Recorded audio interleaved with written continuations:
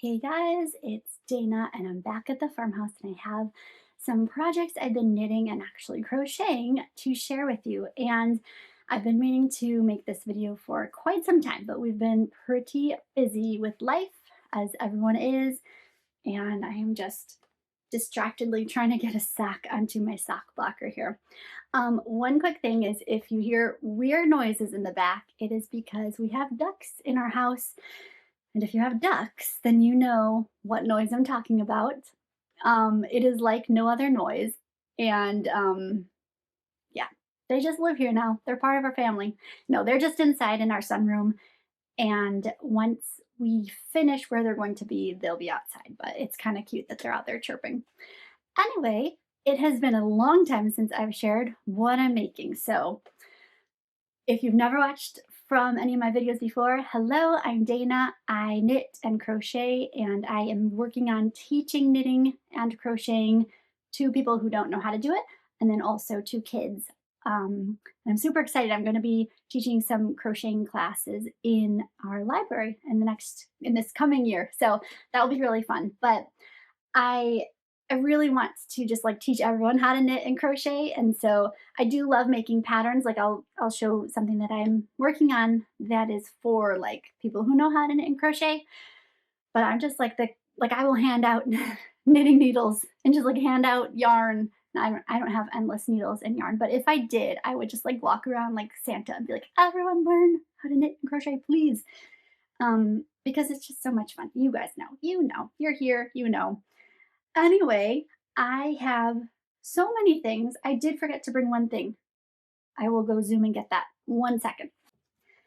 Okay, so the first thing is that I'm taking a break from packing. We are about to go camping. We tent camp. So there's a lot of packing involved. It's only for 2 nights and it's not super far away, but there is a lot of packing. Anyway, I have a color palette that is camping inspired. Sorry, now my dog's walking around on our floor. This is camping inspired, and I'm going to be making a whole bunch of dishcloths. And I'll probably only really be working on one and maybe two for 3 days. This is all Dishie, and so I've just, oh, Benny, don't do it. Don't do it. You're caught in my yarn. Don't do it. Don't do it. He's gonna do it. No, good boy.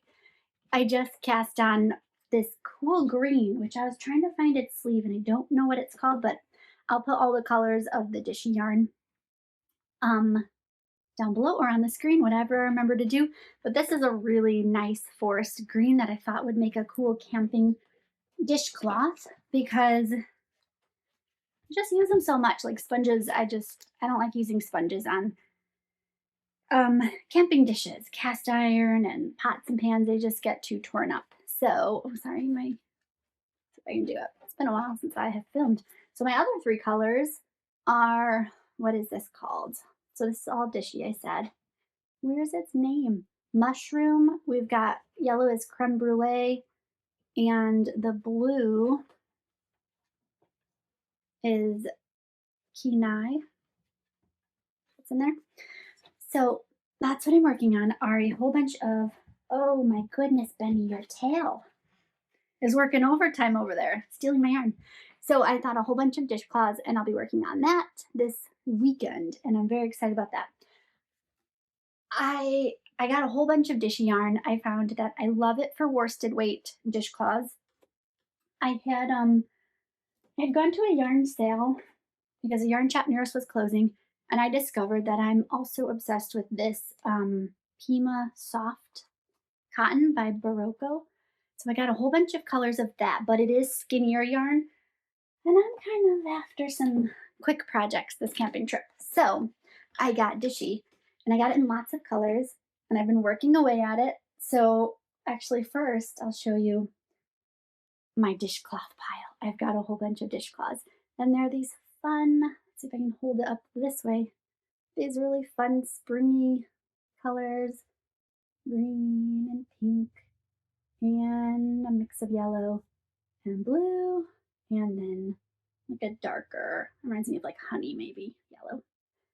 And oh, there's other wool attached to it. Um, but I thought these were so fun. I've just been playing with stitch patterns. There's this one, and they all are going to have such fun names. And I will put them for free on my blog because, like I said, I want everyone to learn to knit. So, like, I want to make these patterns easy for everyone to find. Where's my list? List. There you go. Okay, here's some of my ideas for pattern names. You'll have to tell me what one sounds like your favorite. Where did I put it? Green.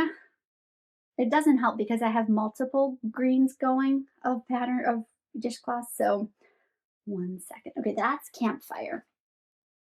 No, it's not. Spring fence lines. Okay, so these are kind of more springy, even though if I were a better person keeping track of my time, I would have been done with the spring ones and then shared them. So these are not blocked, but this is spring fence lines or line, spring fence lines. Vote lines or line. I think spring fence lines is what I was thinking. And then I had, okay, none of those, none of those, none of those. Ooh, garden rose is like the most basic pattern everyone's grandma teaches them. And that's in fact where I have my pattern from.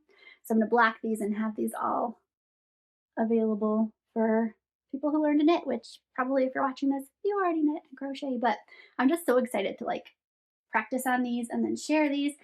And so that was a corner to corner. This one is, that was garden rose. Ooh, I'm excited about this one. This is called lemon waffles. Lemon waffles. And then, ooh, this one was breezy. Breezy porch steps, which I thought was very, very pretty. And then this one is called, which way is the right way? It's reversible. Quilted fields, which is like a textured checkered. So I'm very excited about those. And I'll tell you at the end, I'm like so excited. But that's my knitting things that I've been working on, all with Dishie. And then I started, what was this stitch pattern called? The lemon peel stitch.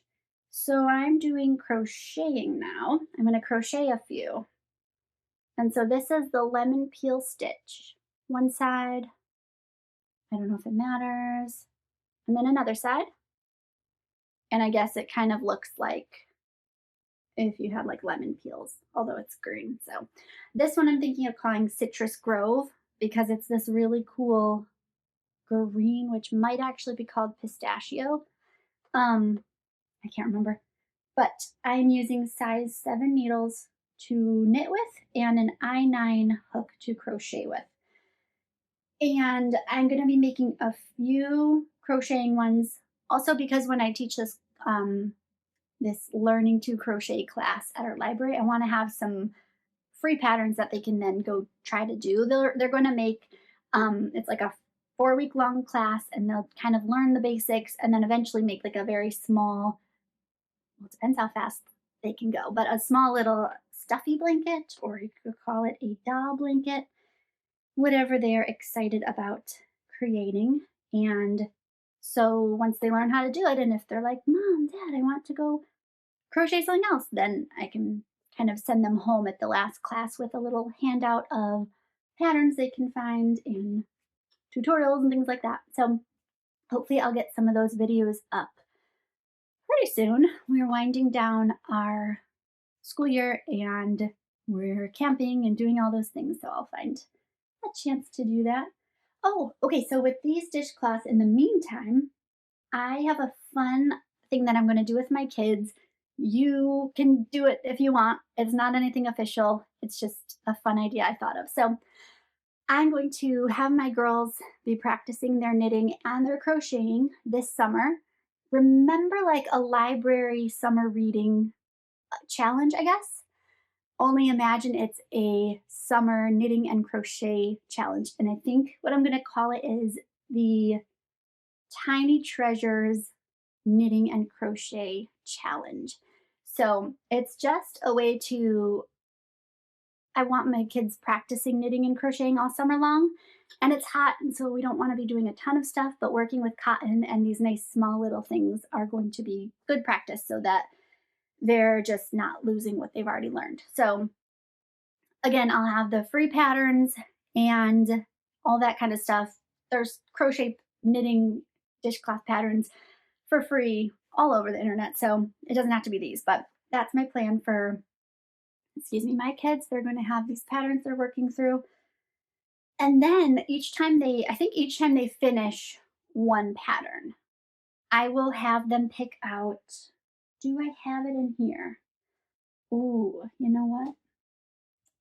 Let me go look really fast. One sec. Okay, so then all summer long, I'll give them a start date and an end date.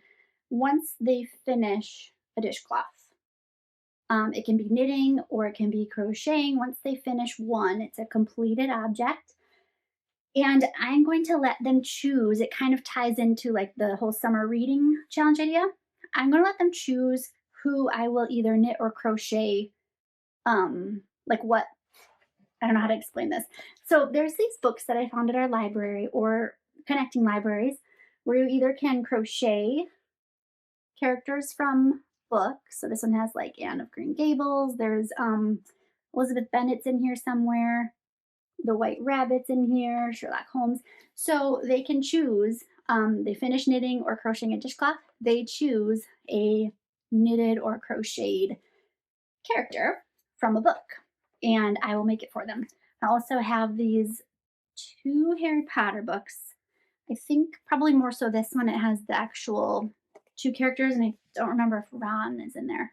And then this one has the owl, which one of my daughters is excited about. And then upstairs, in the room where Lucy's sleeping for a nap, is a Peter Rabbit knitting book. So it's all sorts of characters like Jemima Puddle Duck and Squirrel Nutkin. And so, yeah, they complete a dishcloth. They get a knitted or crocheted character from a book that they like. And I know there are other books out there too. So it's not just only limited to these couple books, but I thought that would be so fun. I just saw there's The Cowardly Lion is in here. Oh my goodness. Ebenezer Scrooge. Okay, let me find a really good one. Some of these my kids would not necessarily know. Like we've never read Frankenstein. We've never read Julius Caesar. Well, we never read about him. Who's this? Nope, we don't need that. Okay, so here's Anne Shirley. That is currently probably the favorite book of my daughters right now. So I think that's going to be one that they all want to pick. So yeah, I just thought that was going to be super fun. A fun way to practice their skills. So I've been knitting and crocheting dishcloths all spring long so far. Trying to finish up these ones so that I can get the patterns on my blog and then they can start working on them because it's almost summertime. And then, like I said, Christmas, camping, I'm going to be bringing these few camping colors. And then I did have some other fun, more summery, it's like a bright yellow, a bright blue. I can't remember the third, it might be more of a coral colored Dishie that I'll do maybe later in the summer. I had a really fun name. I thought this was fun. For in summer, a dishcloth called Wildflower Path, a dishcloth called Beehive Bumps. That would be really pretty. Like I'm thinking like a mock honeycomb knitted dishcloth, probably in this yellow that was kind of honey colored. Beehive Bumps. Anyway, so that's what I'm doing. That's where my brain's at. It's very simple and it's good. It's not really mindless knitting because I don't want to mess up the patterns and then be writing them wrong, but it's kind of just nice to have small things. Meanwhile, I have finished one of my DK. I guess this would be the simple cabin sock, but the DK version. So instead of a worsted weight sock like the simple cabin sock is, I am slowly but surely turning all of my 7 or 8, maybe, I think patterns that are cabin socks into DK socks.